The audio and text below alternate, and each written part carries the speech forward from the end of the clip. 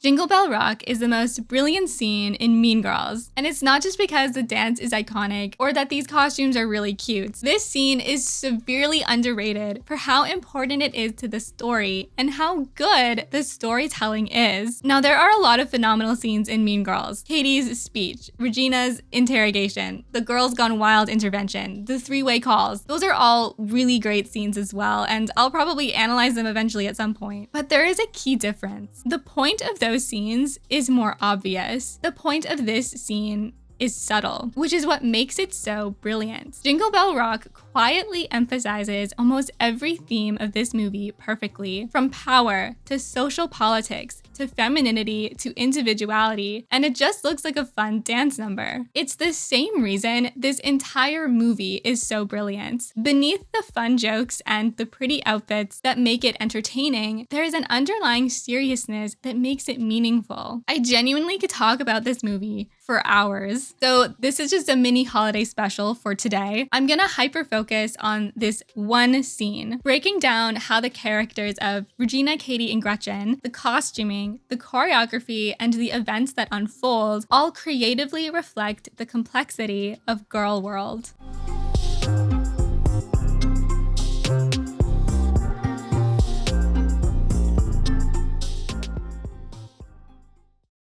Jingle Bell Rock is one of the key turning points in the story. This is when the power begins to shift among the plastics. This change reflects the similarities between Regina and Cady. At the beginning of this scene, Regina holds all the power. Before the performance starts, she forces Gretchen to switch sides with Cady. This is phrased as a demand, not a suggestion. She adds no people-pleasing to soften it. No can you or do you mind. Regina is assertive because of how much power she has, especially with Gretchen. She doesn't need niceties to win her over. Gretchen consistently obeys her without question. This request is also abrupt, as if she just thought of it now without considering the full impact. She has no need for empathy because she knows she'll get her way anyway. Swapping Regina and Cady exemplifies how Regina uses her power. One way is to assert dominance. Her reasoning for the switch is that the dance will be more visually pleasing. That might be true, but why make this change now and not during rehearsals? Regina has a sinister underlying motivation. She finds Gretchen annoying. Forcing her to move indirectly reflects her frustration and reminds Gretchen of her place. It also symbolizes downgrading her second in command. Regina takes power away as a form of punishment, even though Gretchen hasn't really done anything wrong. Regina likes flaunting her control even when it isn't necessary. Regina also uses power to instill fear. Before moving, Gretchen pushes back, but Regina threatens her. Right now, you're getting on my last nerve is code for if you don't obey, you will suffer the consequences. Regina has the power to outcast Gretchen from the plastics, which would be a significant blow to her social status. Regina uses social exclusion to frighten Gretchen into submission. Unfortunately, the switch causes Gretchen to mess up the choreo and stop the music. This begins the shift in power. Regina's power play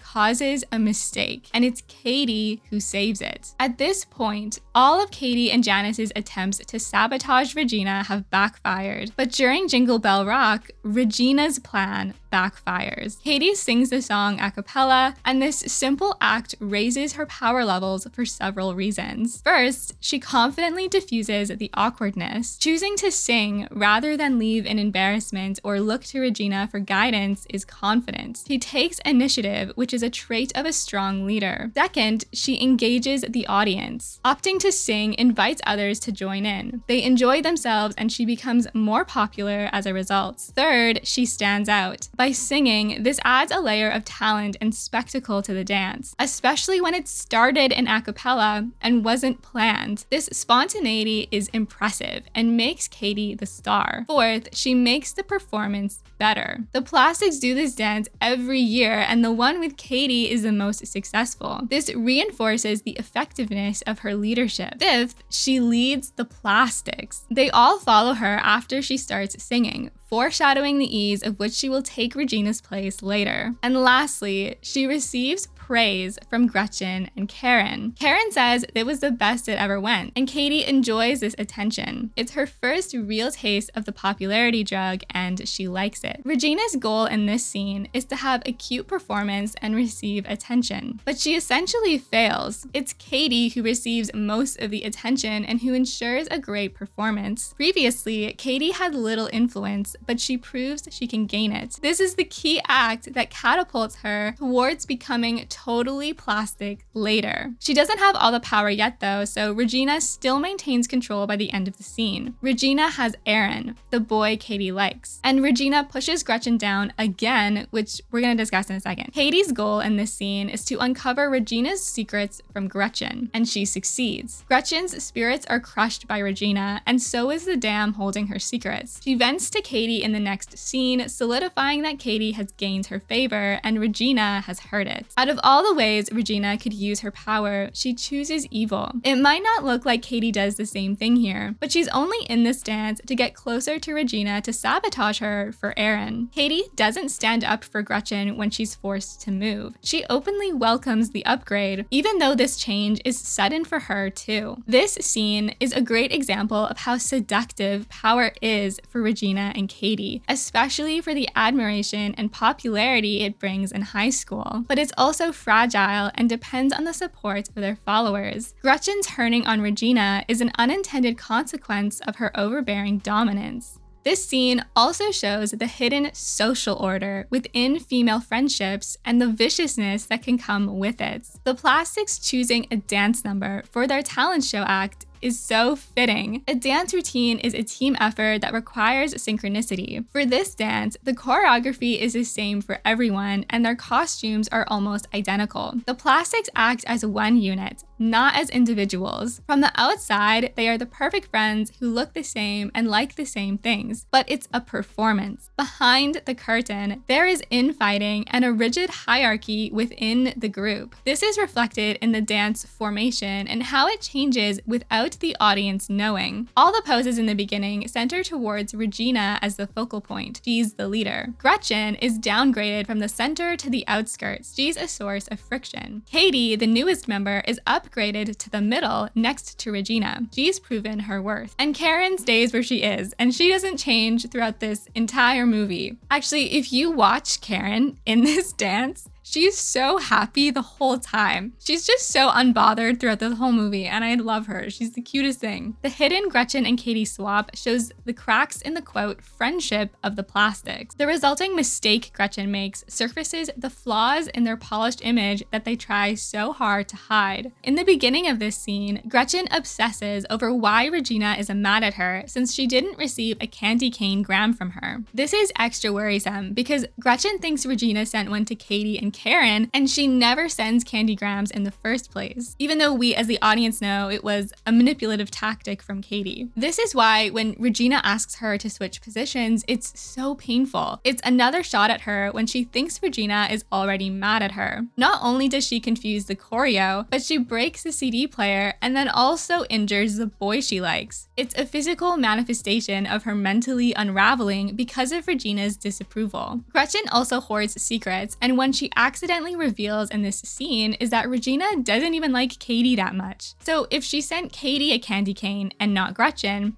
what does that say about how much she likes her? It's so interesting that Gretchen interprets this as an intentional act of anger from Regina, rather than viewing it as a simple mistake like Karen. Like Cady says, fighting in Girl World is sneaky. This is one of the many manipulative fighting tactics that the girls use, and in this case it's Cady, that is highly damaging even though it isn't physical. Gretchen understands the intricacies of these girl politics, which is why she starts spiraling rather than confront Regina directly. Gretchen's goal in this scene is to figure out why Regina is mad at her, and Gretchen is not successful. In fact, we know that Regina isn't mad, she's just perpetually annoyed at her, but even worse, Regina becomes mad at her. She shuts down Gretchen's slang word, fetch, which Gretchen is enthusiastically trying to popularize, and this cracks her. The subtle digs from Regina compound over time. Even in this one scene, Gretchen is sad she didn't get a candy cane, Regina forces her to move,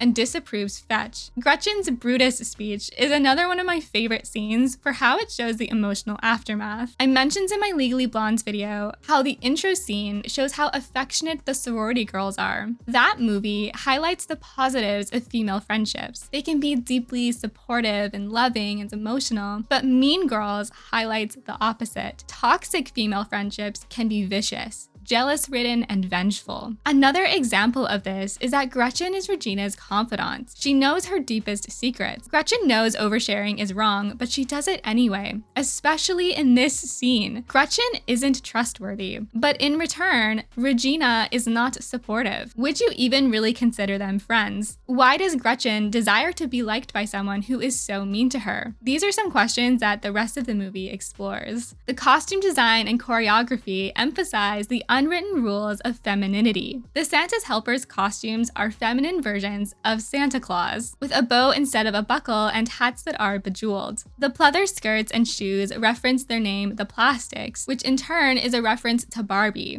Barbie is a hyper-feminine icon and is often credited for having unattainable beauty standards. This outfit is one example of many that reinforces that curated image of feminine perfection. These outfits are also sexy. Their black bra straps are visible, the skirts are short, and the boots are high heels. If Santa's helpers existed, I don't think they would actually wear something like this. This is a look of desirability, not authenticity. It's also mature for a high school talent show with parents in the audience. There is pressure for teenage girls to grow up faster than they need to sometimes. The Plastics acts like they have their life together like a sophisticated adults, but as we've seen, they're quite literally falling apart. For similar reasons, this dance is provocative. According to the director, Mark Waters, in an interview, it was actually supposed to be a lot more provocative, but because Lindsay Lohan was only 16 at the time, they had to make it PG. And I'm so glad they did, because that's why this iconic thigh slap was born, and it just would not be the same without that. This is the most plastic look Cady has worn at this point. In fact, she copies Regina's slightly altered version. They both have cropped tops and heart stickers on the backs of their Santa hats. Cady doesn't know much about pop culture or, quote, the right way to be a girl. This performance is the start of her conforming to a pop culture defined girlhood. She didn't know the song Jingle Bell Rock before this. Now she sings the lyrics. Before she wore relaxed clothing. After this performance, she dresses like Regina. It's also so interesting to see the reactions of both parents in the audience. Cady's parents are shocked. This American high school culture is less conservative than what they're used to. They're protective and likely misunderstand Cady's desire to be accepted. And this reaction was actually improvised by the actor Neil Flynn, who plays Cady's dad, and it just works so perfectly for the story. Regina's mom, in contrast, knows all the steps. She wants to be Regina's friend rather than a parent. And these different parenting styles also influence their daughter's behaviors throughout the movie.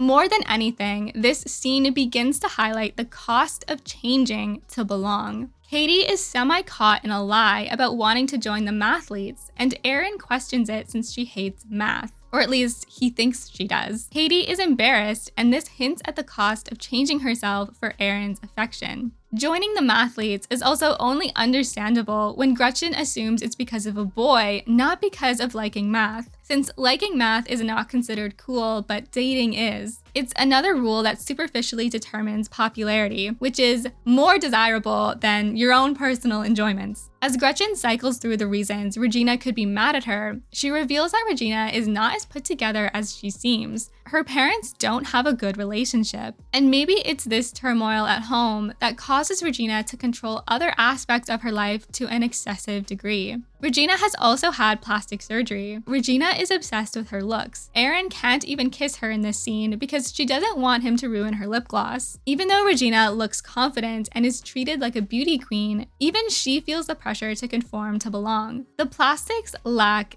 individualism. After this performance, Cady starts to lose her individuality. Gretchen tries to be original, but she's shut down by Regina. However, In the other talent show performances, we get the opposite. Damien sings Beautiful by Christina Aguilera. This is considered a gay anthem by some, and it's a song about the beauty of being yourself. Damien is a mean girl in a way, at least when he's with Janice, but here he's showing his true self and owning it. This is admirable and shows an individuality that other kids might be too scared to do at this age, especially with mean jocks in the front row. Honestly, Jason probably deserves getting hit in the face for throwing a shoe at Damien. Kevin G is another example. He doesn't box himself in just because he's a mathlete who says he can't also be a badass MC. A line in his rap is, "I'm a mathlete, nerd is inferred, but forget what you heard. I'm like James Bond III. As you can tell, I'm also a rapper. Kevin challenges the idea that people who like math can't also like creative and sexy things too. He does get a little explicit towards the end, so he probably is trying to be edgy as well. And this is also a stereotypical rapper image, but the point is, he doesn't hide his nerdiness. I think he genuinely likes rapping and math. He's a more honest than the plastics. Also, his group name is KG and the power of 3, which is referencing exponents. And I didn't realize that before, and I thought that was so funny. Kevin is also not afraid to let Janice know he likes her. Janice, too, has embraced a unique identity. It's difficult to know if this is who she really is, because the Jingle Bell Rock choreography was her original choreography after all. So maybe she's putting on an act too, but regardless, she doesn't mind being different. The Mean Girls musical movie is coming out next month, and I'm a little terrified, I'm not gonna lie. It'll be really interesting to see how they change this scene, because based on the trailers, it does look like it's gonna have a different importance in the story. So if you see that movie after you watch this video, I'd love to know how you think those scenes compare. Also, from that same interview with the director, which I'll link in my description if you want to read it, I was so surprised to learn that this was actually not supposed to be to the song Jingle Bell Rock. Like, that was not even their first choice. And the only reason they used it is because they had a long list of Christmas songs, and it was the first one that granted them licensing to use in the movie. But I just couldn't imagine this scene with any other song. It just works so perfectly. And the dance too is a little bit messy because they actually didn't have enough time to rehearse with all the girls, but it ended up looking more like a high school performance rather than something super professional and intricate, which I actually like better. However, the Mean Girls musical movie, it looks like there's going to be some intricate moves in that one. So again, it'll be interesting to see the differences. All these themes are expanded on way more throughout the rest of the movie, and I'll probably break that down one day. So subscribe or you'll miss it. I hope you enjoyed this mini holiday special. Have a good night. Don't be a mean girl. Happy holidays. And thank you so much for watching.